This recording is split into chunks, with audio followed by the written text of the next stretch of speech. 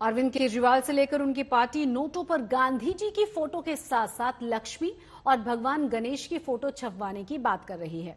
केजरीवाल ने यह भी कहा है कि इंडोनेशिया में भी करेंसी पर भगवान गणेश की फोटो छपी हुई होती है, तो फिर भारत में क्यों नहीं हो सकती।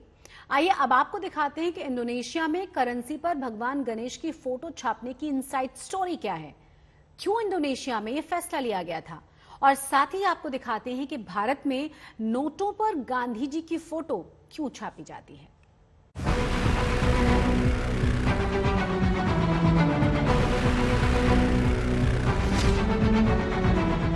केजरीवाल ने नोटों पर माता लक्ष्मी और भगवान गणेश की फोटो छापने की मांग करके एक नई बहस छेड़ दी है। और केजरीवाल दलील दे रहे हैं कि इंडोनेशिया एक मुस्लिम देश है जहां 85% मुस्लिम और केवल 2% हिंदू हैं, लेकिन वहां की करेंसी पर श्री गणेश जी की तस्वीर है।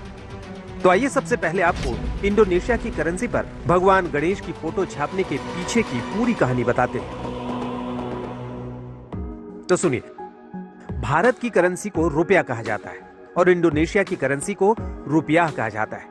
इंडोनेशिया में 20,000 के नोट पर भगवान गणेश की फोटो छपी हुई है, जबकि नोट के पिछले हिस्से पर क्लासरूम की तस्वीर भी छपी हुई है जिसमें शिक्षक और स्टूडेंट्स हैं। 1997 में कई एशियाई देशों की करेंसी में गिरावट हो रही थी। तब इंडोनेशिया में भी भयंकर आर्थिक संकट हो गया था।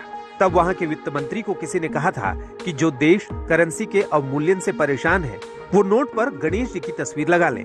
इसी बात को ध्यान में रखते हुए इंडोनेशिया ने ऐसा ही किया और 1998 में 20,000 का एक नया नोट जारी किया गया जिस पर गणेश जी की तस्वीर छापी गई। और ऐसा करने से इंडोनेशिया को अवमूल्यन से छुटकारा मिल गया। साथ ही इस मुस्लिम देश में भगवान गणेश को शिक्षा, कला और विज्ञान का देवता माना जाता है।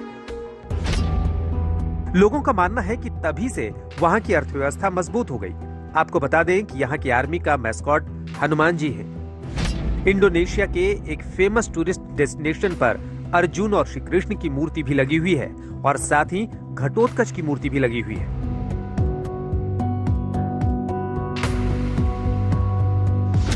भारतीय नोट पर क्यों छापी जाती है गांधी जी की फोटो? क्या है नोटों पर गांधी जी की फोटो छापने की पूरी कहानी?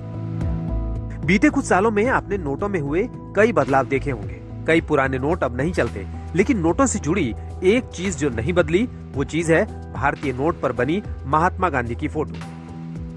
जानते हैं कि आखिर कब और कैसे हुआ था महात्मा गांधी की फोटो को नोट पर छापने का फैसला, और आखिर क्या थी इसकी वजह? तो सुनिए, सन 1969 में आरबीआई ने 1 रुपए का नोट जारी किया जिस पर महात्मा गांधी की फोटो बनी थी। ऐसा महात्मा गांधी के जन्म शताब्दी वर्ष के उपलक्ष्य में किया गया था। इसके 18 साल बाद सन 1987 में महात्मा गांधी की फोटो वाले 500 के नोट जारी किए गए। इसके बाद आखिरकार सन 1996 में सभी नोटों पर महात्मा गांधी की फोटो छापी जाने लगी। आरबीआई के मुताबिक गांधी की तस्वीर से पहले इस्तेमाल किए गए सभी सिंबल या संकेतों को आसानी से नकल करके तैयार किया जा सकता था। किसी भी निर्जीव वस्तु की नकल उतारना आसान है, जबकि किसी भी इंसान के चेहरों को हूबहू डुप्लीकेट करना मुश्किल होता है। यहीं से विचार आया कि किसी चेहरे को नोटों पर छापा जाए। अब सवाल यह था कि महात्मा गांधी की फोटो ही नोटों पर क्यों छापी जाए? इसकी वजह यह थी कि हर स्वतंत्रता सेनानी एक खास क्षेत्र से जुड़ा था।